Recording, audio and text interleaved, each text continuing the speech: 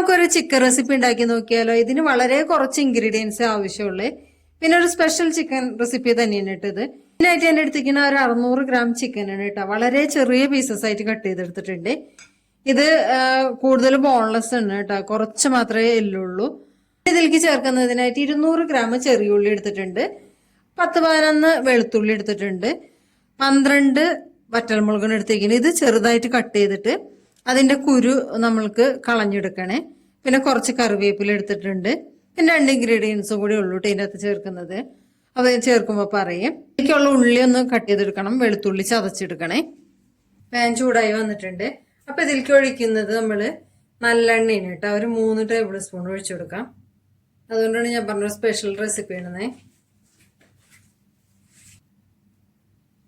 എണ്ണ ചൂടായി വന്നിട്ടുണ്ട്. ഇതിൻ്റെ അകത്തേക്ക് 1 ടീസ്പൂണ് പെരിഞ്ചീരകം ഇട്ട് കൊടുക്കുന്നുണ്ട്.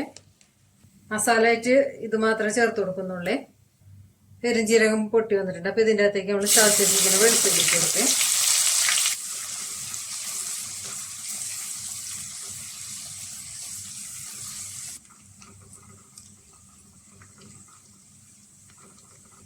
വെളുത്തുള്ളി മൂപ്പായി വന്നിട്ടുണ്ട്. അപ്പൊ കറിവേപ്പില കുറച്ചിട്ട് കൊടുക്കാം.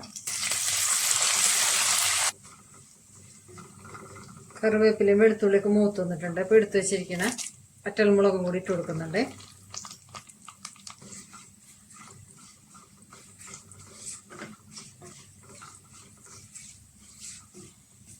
വറ്റൽമുളക് നല്ലോണം മൂത്തിട്ടുണ്ട്. ചെറിയ ഉള്ളി കട്ട് ചെയ്തത് കൊണ്ട് ഇട്ട് കൊടുക്കുക.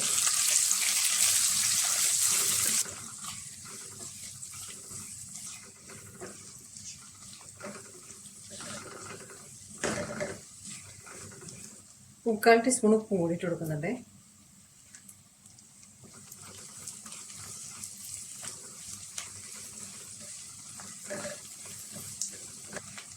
ഉള്ളി നല്ലോണം വാടി വന്നിട്ടുണ്ട്. എടുത്ത് വെച്ചിരിക്കുന്ന ചിക്കൻ ഇതിലേക്ക് ഇട്ട് കൊടുക്കാം. 1/2 ടീസ്പൂൺ മഞ്ഞൾപ്പൊടി കൂടി ഇട്ട് കൊടുക്കുന്നുണ്ട്. നല്ലോണം ഒന്ന് മിക്സ് ചെയ്ത് കൊടുക്കാം.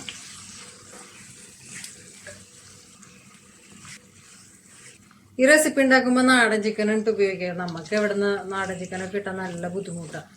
അപ്പോൾ പിന്നെ ഉള്ള ചിക്കൻ തന്നെ വെച്ചിട്ട് ഉണ്ടാക്കാം. പിന്നെ ബോൺലെസ് ചിക്കൻ എടുക്കുന്നവർക്ക് അതാണ് കൂടുതൽ നല്ലത് കേട്ടോ. ഇനി ഇത് നമുക്ക് മൂടി വെച്ചിട്ടൊന്ന് വേവിക്കുക. ഫ്ലെയിം സിമ്മിലാക്കി കൊടുക്കണേ. ഒന്ന് തുറന്ന് നോക്കാം നമുക്ക്. ചിക്കനിൽ നല്ലോണം വെള്ളം വന്നിട്ടുണ്ട് കണ്ടോ. തീരെ വെള്ളം ഒഴിച്ചിട്ടില്ലേ. ഇതിൽ കിടന്നിട്ട് ഒന്നുകൂടി വെന്തൊന്ന് വറ്റട്ടെ കേട്ടോ.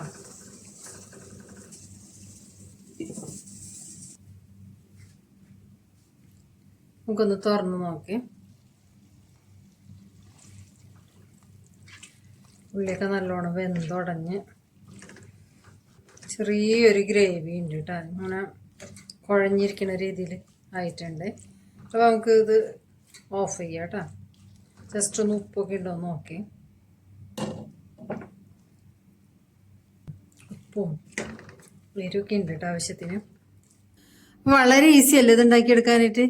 ചിന്താമണി ചിക്കൻ നമുക്ക് ചപ്പാത്തിയുടെ കൂടെ അല്ലെങ്കിൽ പൊറോട്ടയുടെ കൂടെയോ ഈ ഫ്രൈഡ് റൈസിൻ്റെ കൂടെയും കഴിക്കാൻ പറ്റിയ നല്ലൊരു കോമ്പിനേഷനാണ് കേട്ടോ. അപ്പോൾ നമുക്ക് ഇതൊന്ന് ടേസ്റ്റ് ചെയ്ത് നോക്കെ. ഞാനിവിടെ എടുത്തിരിക്കുന്നത് കുറച്ച് ഫ്രൈഡ് റൈസാണ്.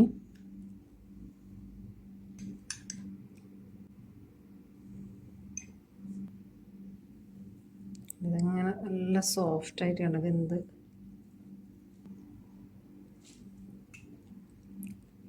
പെരിഞ്ജീരകത്തിൻ്റെ മസാല ടേസ്റ്റും വെളുത്തുള്ളിയും അതുപോലെ തന്നെ എരിവൊക്കെ പാകത്തിനുണ്ട് കേട്ടോ.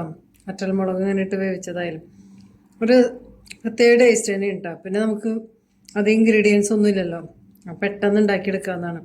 എല്ലാവരും ഒന്ന് ട്രൈ ചെയ്ത് നോക്കണേ.